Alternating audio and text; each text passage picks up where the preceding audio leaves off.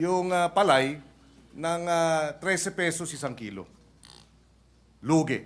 He decided, because meron siyang requirements, calamity relief, buffer stocking, bumili siya ng palay ng 20 pesos kada kilo.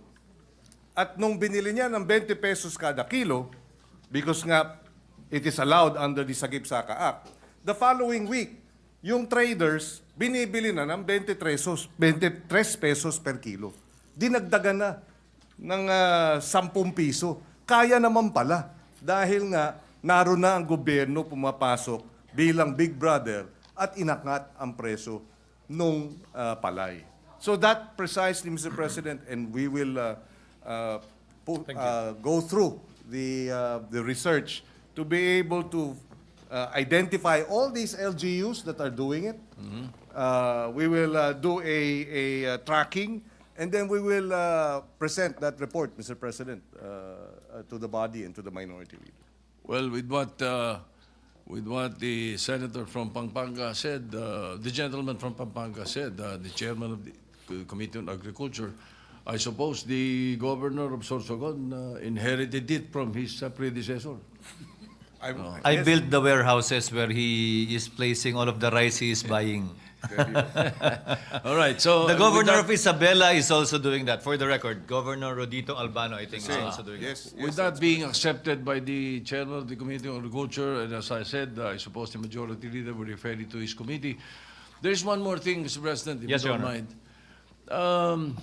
It's 6:30 in the evening, and we have had three privileged speeches today with some interpellations.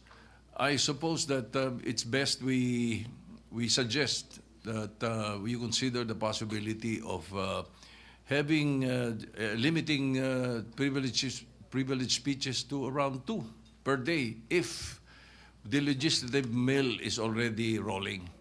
Now, when the legislative mill comes in, I hope we limit it to about 2 privileged speeches. Otherwise, we will be staying here for quite a while. It's very difficult for most of us to be staying here for that long a time, Mr. President. The chair completely agrees. The point raised by the distinguished minority floor leader is well taken, and we will advise the majority leader accordingly after consultation with the members.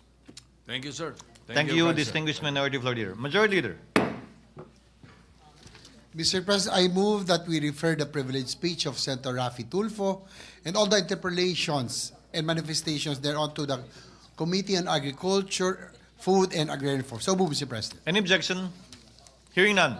Motion is approved. The speech as well as the concomitant interpellations thereto are hereby referred to the Committee on Agriculture, Food, and Agrarian Reform. So ordered. Majority leader. Mr. President, as provided by the rules of the Senate, the 2 deputy majority leaders and 1 deputy minority leader are regular members of the committees. While there are 2 deputy minority leaders, the minority has designated Deputy Minority Leader Juan Miguel Zubiri to serve in that capacity. Accordingly, together with the designated Deputy Majority Leader, Senators Marcoleta and Ejercito, Senator Zubiri is a regular member of all standing committees. I so manifest, Mr. President. Any objection? Hearing none. Motion is approved. Majority leader. Pursuant to Section 8, Article 8 of the 1987 Constitution, I move for the election of Senator Alan Peter S. Cayetano as the Senate's representative to the Judicial and Bar Council. So move, Mr. President. Being the chairperson of the Committee on Justice. Any objection? Hearing none. Senator Cayetano is so elected. Majority leader. Mr. President, I move that we adjourn the session until 3 o'clock in the afternoon of Tuesday, August 5, 2025. Any objection? Tomorrow. Any objection? There being none, session is adjourned until 3 o'clock in the afternoon of Tuesday, August 5, 2025.